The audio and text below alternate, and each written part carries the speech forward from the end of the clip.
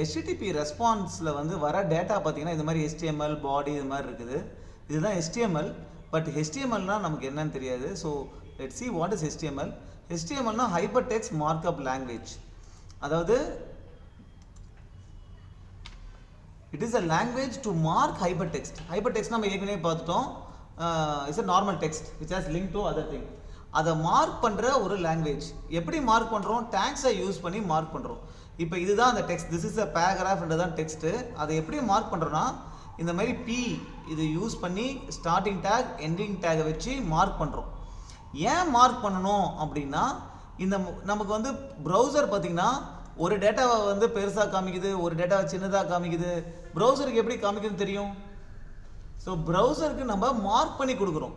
இந்த மாதிரி மார்க் பண்ணி கொடுத்தோம்னா ப்ரௌசர் இந்த மார்க்கிங்கை யூஸ் பண்ணி நமக்கு ஏற்ற மாதிரி டிஸ்பிளே பண்ணுது.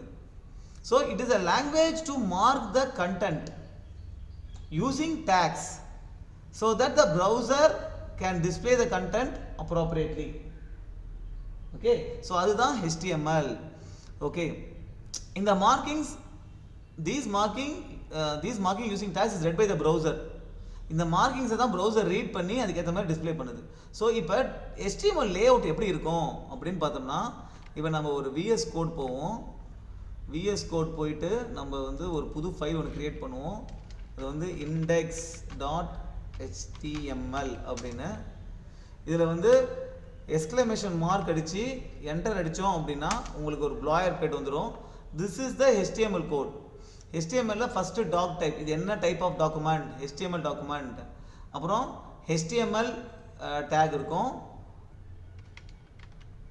இங்கே முன்னாடி காமிக்கிற மாதிரி ஃபஸ்ட்டு டாக் டைப்பு என்ன டாக்குமெண்ட், அப்புறம் HTML இருக்கும். HTMLக்குள்ளார ஹெட்டு பாடி இருக்கும். அப்புறம் HTML க்ளோஸ் ஆயிடுச்சு. ரைட், இதுதான் structure of layout of HTML. இந்த ஹெட்டுக்குள்ளார மெட்டா டேட்டா இருக்கும். ரைட், என்ன கேரக்டர் செட் யூஸ் பண்ணுறோம். ஓகே, ஸோ வியூ போர்ட், அதாவது நம்ம HTML டாக்குமெண்ட் நம்ம ப்ரௌசரில் டிஸ்பிளே ஆகுது பார்த்தீங்களா, அதுதான் வியூ போர்ட். அது வந்து எவ்வளோ வித்து எடுத்துக்கணும், ஓகே அப்படின்றதெல்லாம் இங்கே மென்ஷன் பண்ணுறோம். டைட்டில் ஆஃப் த டாக்குமெண்ட் இதெல்லாம் இருக்குது. ஓகே, இப்போ பாடியில் நான் சும்மா வந்து பாலா இஸ் கிரேட் அப்படின்னு அடிக்கிறேன். ரைட், அடிச்சுட்டு இப்போ நம்ம என்ன பார்த்தோம், இந்த HTML ஃபைல் தான் நமக்கு சர்வர்லேருந்து ரெஸ்பான்ஸ் வருது. இதை வந்து ப்ரௌசர் ரீட் பண்ணி தான் டிஸ்பிளே பண்ணுது. ஸோ இதை வந்து அப்படியே ப்ரௌசர் ஓப்பன் பண்ணுவோம். இங்கே க்ளோ லைவ் பண்ணிங்கன்னா ப்ரௌசரில் அப்படியே காமிக்கும் இது எப்படின்ட்டு. சரி, க்ளோ லைவ் கிளிக் பண்ணுவோம். இப்போ ஒரு லைவ் சர்வர் ஸ்டார்ட் ஆகுது. ஓகே, இப்போ லைவ் சர்வர் பார்த்தீங்கன்னா எப்படி டிஸ்பிளே பண்ணுது? பாலா இஸ் கிரேட், அவ்வளோதான் டிஸ்பிளே பண்ணுது. ஓகே, பாலா இஸ் கிரேட் இப்படி நார்மலாக தான் டிஸ்பிளே பண்ணுது. ஸோ நான் என்ன பண்ணுறேன் அப்படின்னா இதை வந்து இப்படி கொண்டு வந்துடுறேன் பேரலாக. ஓகே, ஸோ இப்போ வந்து எப்படி டிஸ்பிளே மாறுதுன்னு பார்ப்போம். ரைட், இப்போ நான் என்ன பண்ணுறேன்னா இதை டேக்ஸ் யூஸ் பண்ணி மார்க் பண்ண போகிறேன். H1. ரைட், இது வந்து இந்த பாலா இஸ் கேட்டை வந்து அதுக்குள்ளார போடுறேன். பாருங்க, இப்போ பெருசாகிடுச்சு. ஸோ ப்ரௌசர் என்ன பண்ணுது, இந்த மார்க்கிங்ஸை வச்சு அந்த மார்க்கிங்ஸ் ஏற்ற மாதிரி இங்கே டிஸ்பிளே பண்ணுது. ஸோ எப்படி மார்க் பண்ணணும் அப்படின்னு நமக்கு ஒரு லாங்குவேஜ் வேணும்ல, ஏன்னா அப்போ தானே ப்ரௌசருக்கு புரியும். அந்த லாங்குவேஜ் தான் HTML. ஸோ HTML ஹெட்டில் நிறைய மெட்டாடேட்டா இருக்கும். நம்ம வந்து என்ன என்கோடிங் யூஸ் பண்ணுறோம், UTF-8, அப்புறம் வியூ போர்ட் என்ன, அது மாதிரி நிறைய டேட்டா இருக்கும். இந்த டேட்டாலாம் பார்த்தீங்கன்னா நம்ம டிஸ்கிரிப்ஷன்லாம் ப்ராப்பராக கொடுக்குறோம் அப்படின்னா சர்ச் இன்ஜின் ஆப்டிமைசேஷனில் இது யூஸ்ஃபுல்லாக இருக்கும். சர்ச் இன்ஜின் ஆப்டிமைசேஷன், SEO, அதுதான் ரொம்ப இம்பார்ட்டன்ட். அது என்னன்னா இப்போ ஃப்ரெஷ்கைட் இருக்குது. ஃப்ரெஷ்கைட்டை வந்து கூகுளில் போய் தேடுறாங்க யாரோ, குட் சாஃப்ட்வேர் ட்ரைனிங் இன்ஸ்டியூட் அப்படின்னு தேடுறாங்க. அது நம்ம ஃப்ரெஷ்கைட் வந்து ஃபஸ்ட்டே வருதுன்னு வச்சுங்க. அப்போ நிறைய பேர் ஃப்ரெஷ்கைட் கிளிக் பண்ணுவாங்கல்ல, ஃப்ரெஷ்கைட் பற்றி விசாரிப்பாங்கல்ல.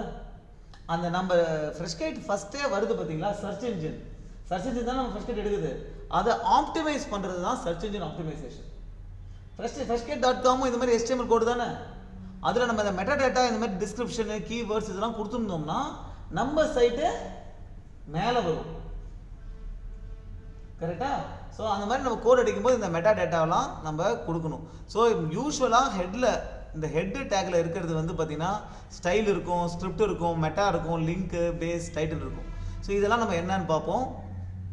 ஓகே, ஸோ இப்போ நம்ம அடுத்த பார்க்க போகிறது ஒரு முக்கியமான விஷயம் என்னன்னா, இந்த HTML-ல நம்ம வந்து பார்த்தீங்கன்னா நம்ம ஒரு ஜாவா ஸ்கிரிப்ட் கோடை கொண்டு வரலாம்.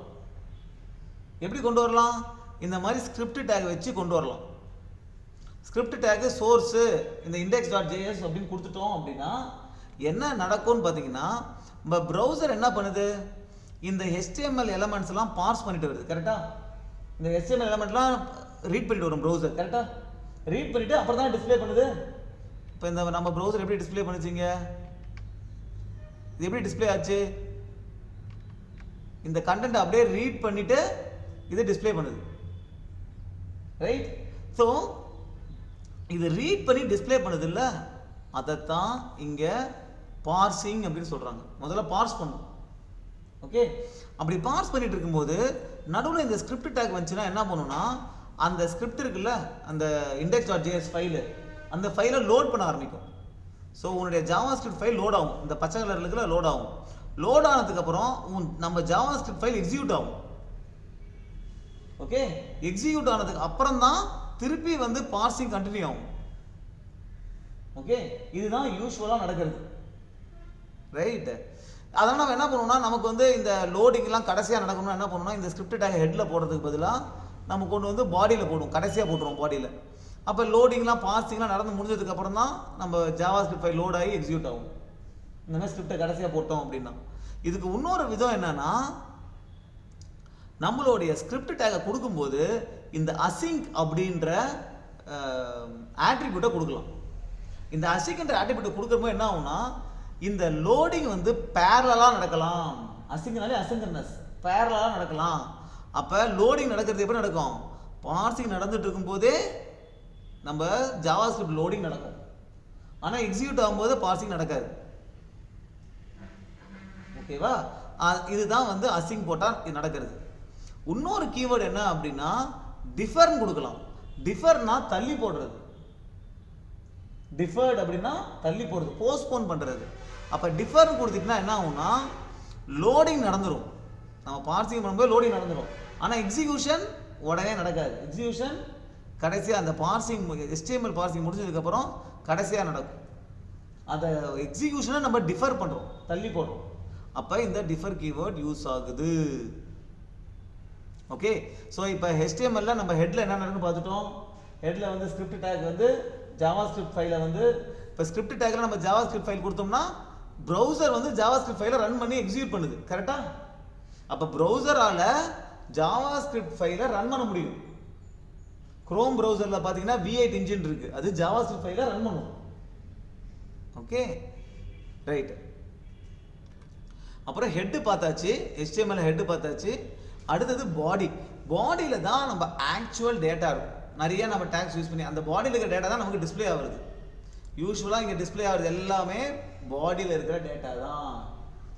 ஓகே, ஸோ பாடியில் டேட்டா இருக்குது. ஓகே, என்னென்ன டேக்ஸ் இருக்குது அப்படின்றது இந்த லிங்க் போனால் தெரியும். அங்கே போனீங்கன்னா எல்லா டேக்கும் படிக்காதீங்க, பேசிக் டேக் மட்டும் தெரிஞ்சால் போதும். மற்றபடி ப்ராஜெக்ட் பண்ணும்போது அப்போ ரெஃபர் பண்ணிக்கலாம்.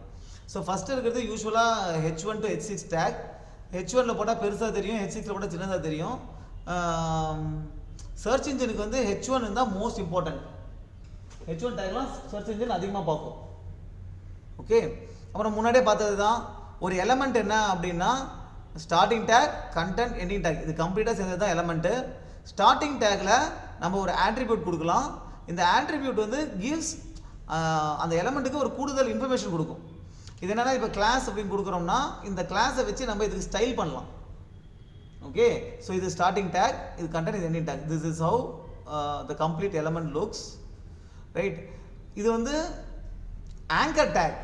ஆங்கர் டேக் வந்து ஒரு லிங்க் கொடுக்கறதுக்காக இந்த ஆங்கர் டேக் யூஸ் பண்ணுறோம். இந்த ஆங்கர் டேக் கொடுக்கும்போது நம்ம hrefல என்ன லிங்க் அப்படின்னு நம்ம மெசேஜ் பண்ணுவோம். அப்போ ஓப்பன் லிங்க் நியூ விண்டோனா இதை கிளிக் பண்ணோன்னா ஒரு புது விண்டோவில் லிங்க் ஓப்பன் ஆகும். புது விண்டோவில் ஏன் லிங்க் ஓப்பன் ஆகுதுன்னா, நம்ம டார்கெட் வந்து _blankன்னு கொடுத்துருக்கோம். அப்படி _blankன்னு கொடுத்தோம்னா புது விண்டோவில் ஒரு லிங்க் ஓப்பன் ஆகும்.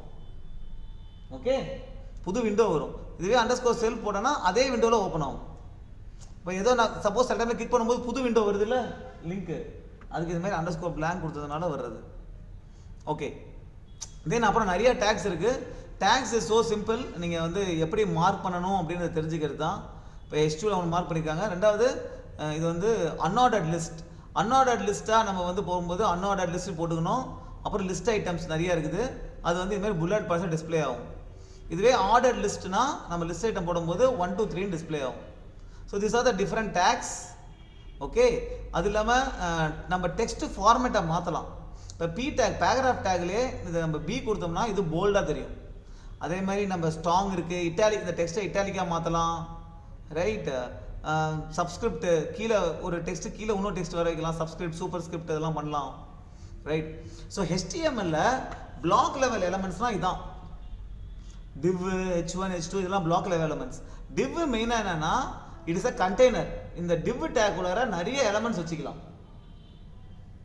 ஓகே, நிறைய எலமெண்ட்ஸ் இருக்கலாம். அந்த எல்லா எலமெண்ட்ஸுக்கும் நம்ம ஒரே ஸ்டைல் கொடுக்கணும்னா இந்த divல ஒரு கிளாஸ் போட்டு அந்த ஸ்டைல் கொடுத்துக்கலாம். Okay, so you will understand more when you do the assignments. Okay, block level element என்னன்னா இந்த பிளாக் லெவல் எலமெண்ட்லாம் வந்து பார்த்தீங்கன்னா இப்போ ஹெட்டரு ஃபூட்டர் அது மாதிரி இதெல்லாம் வந்து புது லைனில் ஸ்டார்ட் ஆகும். அப்புறம் நம்ம ஃபுல் ப்ரௌசரோடைய ஃபுல் வித் எடுத்துக்கும். இதுதான் block level element. Okay, inline element என்னன்னு பார்த்தீங்கன்னா எங்கே கொடுக்குறியோ அதே லைனில் தான் ஸ்டார்ட் ஆகும், புது லைனில் ஸ்டார்ட் ஆகாது. அப்புறம் எவ்வளோ வித்து வேணுமோ அவ்வளோ வித்து தான் எடுத்துக்கும். ரைட், இன்லைன் எலமெண்ட் எக்ஸாம்பிள்லாம் பார்த்தீங்கன்னா இந்த ஏ, இமேஜ், ஸ்பேன் இதெல்லாம் இன்லைன் எலமெண்ட்ஸ். ஓகே ஓகே, HTMLக்கும் HTML5க்கும் என்ன டிஃப்ரென்ஸ்னா புது நிறைய சிமாண்டிக்ஸ் டேக்ஸ் கொடுத்துருக்காங்க. இப்போ நம்ம பொதுவாக நம்ம இப்போ கோட் அடிக்கும்போது div ஐடி ஹெட்டர்னு போடுவோம், அதுக்கு பதிலாக நீ ஹெட்டர் டேக்கே யூஸ் பண்ணலாம். ஹெட்டர்னு ஒரு டேக் இருக்குது, அதெல்லாம் HTML5 தான் இன்ட்ரடியூஸ் பண்ணாங்க. அதேமாரி div, கிளாஸ், போஸ்ட் அப்படின்ற போதெல்லாம் நீ ஆர்டிக்கல்னு ஒரு டேக் யூஸ் பண்ணலாம். கடைசியாக பொதுவாக ஹெட்டர் இருக்கும், அப்புறம் ஏதாவது டேட்டா இருக்கும், அப்புறம் ஃபூட்டர் இருக்கும்ல. இப்போ ஃபூட்டர்னு ஒரு டேக்கே இருக்குது. இந்த மாதிரி இந்த டேக்லாம் மோர் மீனிங்ஃபுல் மீனிங் கொடுக்குது பார்த்தீங்களா. ஸோ இதெல்லாம் என்னன்னு சொல்கிறதுனா சிமாண்டிக் டேக்ஸ். இந்த சிமாண்டிக் டேக்ஸ்லாம் SEO friendly, search engine optimisation friendly. அப்போ உங்களோட வெப்சைட்டுக்கு இந்த சிமாண்டிக் டேக்ஸ்லாம் யூஸ் பண்ணுறோன்னா வெப்சைட் கொஞ்சம் மேலே வரும் சர்ச் இன்ஜின். ஓகே, அப்புறம் படிக்கிறதுக்கு நமக்கு ஈஸியாக இருக்கும். ரைட், அதுதான் பெரிய டிஃப்ரென்ஸ் இந்த சிமாண்டிக் டேக்ஸ்க்கும் நான் சிமாண்டிக் டேக்ஸ்க்கும்.